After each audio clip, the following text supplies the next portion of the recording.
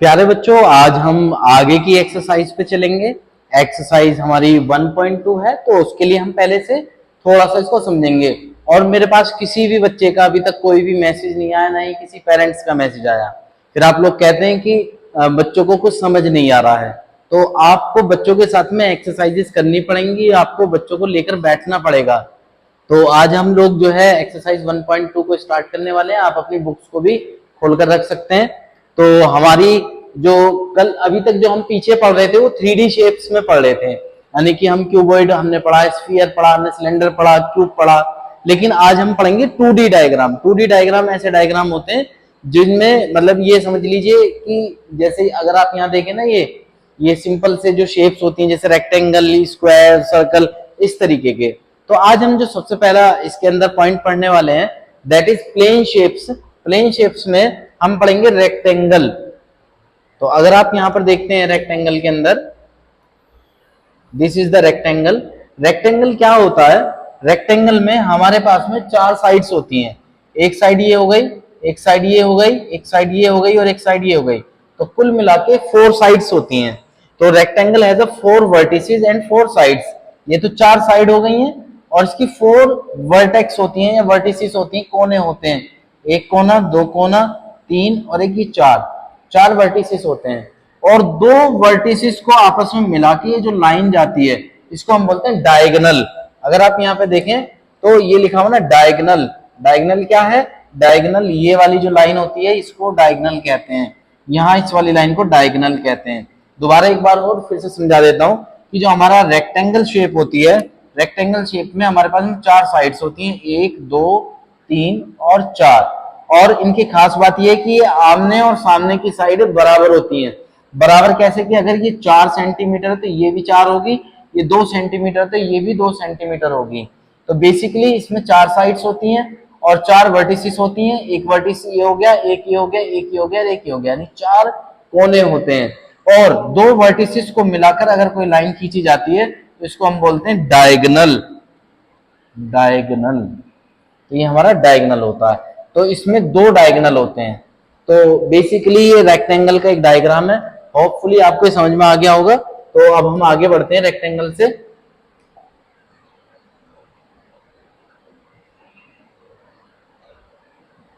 अब आते हैं हम स्क्वायर के ऊपर। तो अभी जो हमने पढ़ा था रेक्टेंगल और स्क्वायर में एक बेसिक सा डिफरेंस होता है। क्या डिफरेंस होता है? अभी पहले यहाँ देखते हैं कि अगर हम इस डायग्राम में देखें तो ये भी हमारा क्या है, ये भी इसमें 4 साइड्स होती हैं। एक साइड ये हो गई, एक साइड ये हो गई, एक साइड ये हो गई और एक साइड ये हो गई। 4 साइड्स इसमें भी होती हैं और इसमें भी 2 डायगोनल्स होते हैं। और इसके अंदर भी जो है हमारे 4 वर्टिसेस होते हैं। एक वर्टिसेस ये हुआ, एक ये हुआ, एक ये हुआ और एक ये हुआ। बट इसमें डिफरेंस क्या है? इसमें डिफरेंस ये है कि रेक्टेंगल में जो आमने सामने की साइड्स होती हैं, जैसे ये इसकी अगर मैं बात करता हूँ, ये एक रेक्टेंगल शेप है। तो अगर मैंने पिछली बार बताया था कि ये 4 है, ये 4 है, तो ये दोनों तो बराबर हैं, लेकिन ये दोनों बराबर, ये और ये बराबर नहीं होता। यानी कि अगर ये 2 है तो ये भी 2 होगा। कहने का मतलब ये है कि 2 साइड आमने सामने की बराबर होती है। इसमें ये बराबर है, इसमें ये दोनों बराबर हैं। लेकिन स्क्वायर के अंदर हम क्या देखते हैं कि हमारे पास में चारों जो साइड हैं ये बराबर होती हैं। कि अगर ये 2 है तो ये भी 2 होगा, ये भी 2 होगा, ये भी 2 होगा। ये बेसिक सा डिफरेंस होता है। अदरवाइज तो इसके अंदर सभी चीजें रेक्टेंगल की तरह ही होती हैं। अब हम अगले जो चित्र है हमारा, अगले चित्र की तरफ बढ़ेंगे, जो कि है हमारा ट्राइंगल। तो प्यारे बच्चों, अगर आप ट्राइंगल को यहां ध्यान से देखते हैं तो ट्राइंगल में क्या होता है कि ट्राइंगल में 3 साइड्स होती हैं। एक साइड ये हो गई, एक साइड ये हो गई और एक साइड ये हो गई। 3 साइड हो गई। तो कुल मिला के इसके अंदर 3 साइड्स होती हैं। और 3 साइड और कोने कितने होते हैं, वर्टिसेस कितनी होती है, यानी कि जितनी साइड आपस में जो साइड मिलती हैं वहां एक वर्टिसेस बन जाता है। तो यहाँ पर एक वर्टिसेस, 2 वर्टिसेस और एक 3 वर्टिसेस, 3 वर्टिसेस इसके अंदर होंगे। तो कुल मिलाकर ये वाला भी डायग्राम हमारा क्लियर हो जाता है। अब हम बढ़ते हैं नेक्स्ट डायग्राम की तरफ। हमारा जो नेक्स्ट डायग्राम है वो है सर्कल का। A circle has no side and no vertex. अगर आप इसमें देखें तो कोई भी साइड नहीं है। साइड का मतलब क्या होता है? एक सीधी रेखा, सीधी लाइन।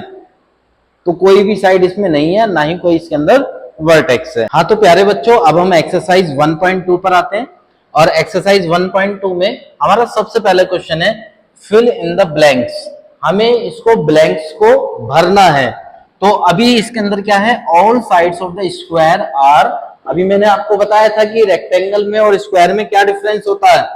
अगर आप स्क्वायर की बात करेंगे तो स्क्वायर में क्या होता है कि चारों साइड्स बराबर होती हैं, यानी कि अगर ये 4 सेंटीमीटर है तो ये भी 4 सेंटीमीटर होगा, ये भी और ये भी। तो इसका आंसर आएगा all sides of square are equal. अब नेक्स्ट क्वेश्चन की तरफ बढ़ते हैं कि अ ट्राइंगल हैज अ। अगर आप ट्राइंगल के बारे में बात करते हैं तो ट्राइंगल में कितनी साइड होती है, एक साइड, दो साइड और तीन साइड। इसका आंसर हो गया 3। ए सर्कल हैज, अभी हमने पढ़ा था ऊपर सर्कल के अंदर ये सर्कल है, इस सर्कल में कोई भी लाइन नहीं है, कोई भी कोना नहीं है, तो इसके अंदर कोई भी वर्टेक्स नहीं होगा। A circle has no vertex. Next question की तरफ आते हैं। Both diagonals of a rectangle are. अब इसमें हमसे कहा कि रेक्टेंगल के जो दोनों डायगोनल्स होते हैं वो कैसे होते हैं।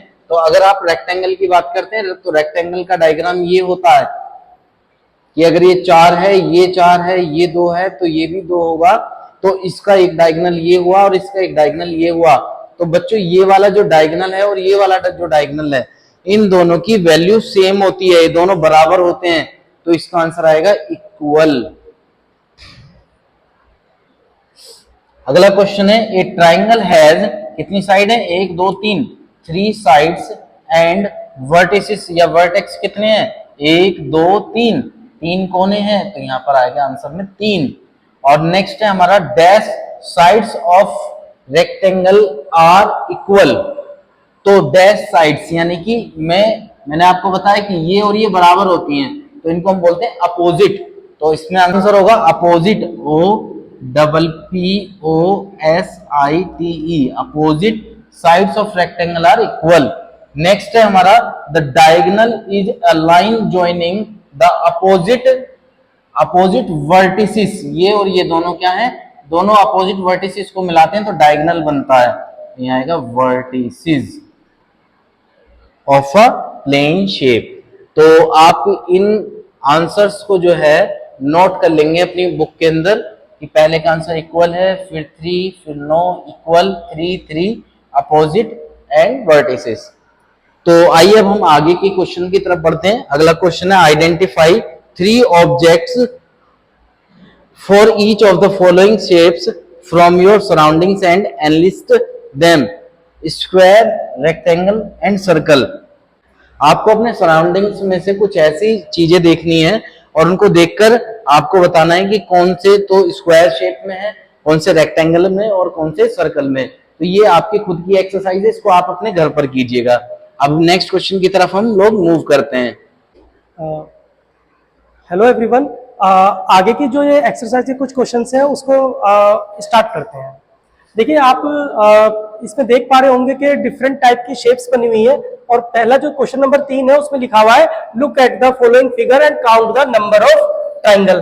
देखिए जो ये एक्सरसाइज है ना, ये आपकी मेंटल एबिलिटी को भी जज करेगी। अगर इस एक्सरसाइज को आप सीखते हो तो जैसे रीजनिंग वगैरह होती है उसमें भी इस टाइप के क्वेश्चंस पूछे जाते हैं। तो नंबर ऑफ ट्राइंगल को फाइंड आउट करते हैं।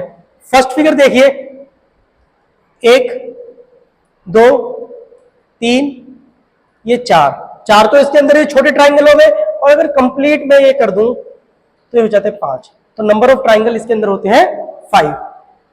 नेक्स्ट फिगर की ओर बढ़ते हैं। 1 2 3 4 5 6 7 और ये 8। तो इसके अंदर जो टोटल नंबर ऑफ ट्राइंगल है वो है 8। Next one, 1 2 3 4 5 6 7 8। थोड़ा पेन का कलर चेंज करेंगे। 8 तो मैंने आपको बता दिया कि अभी तक इसमें अगर आप देखेंगे अब इसको 9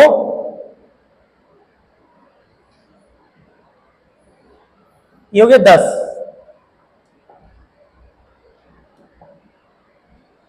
10 हो गया। और अगर ये तो देखो इस तरीके से लिया 10, अब 11 और ये इधर से ये 12, तो टोटल ट्राइंगल इसमें हो जाते हैं 12। एक बार इसको रिवाइज करा देता हूं कि इसमें किया क्या मैंने। देखिए 1 2 3 4 5 6 7 8 9 10 11 और ये 12, final answer is 12। Next figure की ओर मूव करेंगे। 1 2 3 4 5 6 ट्राइंगल है। बच्चे क्या करेंगे, 6 ट्राइंगल देखेंगे और इसका आंसर लगाएंगे 6 और ये क्वेश्चन हो जाएगा आपका गलत। क्यों? क्योंकि हम इसमें 2 ट्राइंगल भूल जाते हैं, 7 और ये 8। तो आई होप ये नंबर ऑफ ट्राइंगल्स काउंट करने आपको आए होंगे। अब नेक्स्ट जो आपका चौथा क्वेश्चन है, इसमें आपको क्या काउंट करना है, नंबर ऑफ रेक्टेंगल। रेक्टेंगल कैसे फाइंड करोगे आप, 1 2 3 4, एक बड़े वाला ले लीजिए 5 6 और ये इधर से आ जाएगा 7। तो इस वाले क्वेश्चन का आंसर है 7। नेक्स्ट फिगर की ओर बढ़ते हैं। देखिए जो दिख रहे हैं सबसे पहले उनको मार्क करते हैं। 1 2 3 4, पहला काम खत्म मेरा। फिर 5 6 7 8 9 10 हो गया, यानी कि आंसर कितना है 10 नहीं, 11 12 13 और ये 14, final answer is 14। Next question की ओर मूव करेंगे। Question number C, number of rectangle, ये आपको काउंट करनी है। देखिए इसमें ना अंदर से बाहर की ओर जाएंगे। 1 2 3, ये हो गया 4। अब ये इधर से इस वाले को 5 6 7 8 9 10 11 और इधर से 12, तो टोटल रेक्टेंगल इसमें हो जाते हैं आपके 12। नेक्स्ट वन देखिए 1 2 3 4 5 6 7 8 9 तो हो गए। अब 10 11 12 13, यहां तक हो जाते हैं 13। अब देखना ध्यान से, 14 15 16 17, ये 18, ये 19। अब वर्टिकल चलेंगे, 20 21 और ये 22 हो गए। अब देखिए 23 24 25 26 27 और ये 28, तो टोटल इसके अंदर हो जाते हैं 28। आई होप ये समझ में आया होगा। और अभी ना कुछ टाइम के बाद हम अपनी रीजनिंग की क्लास और स्टार्ट करेंगे, तो इस टाइप के क्वेश्चंस और आपके लिए लेकर आएंगे। Thank you for watching this, और चैनल को सब्सक्राइब कीजिए, लाइक कीजिए।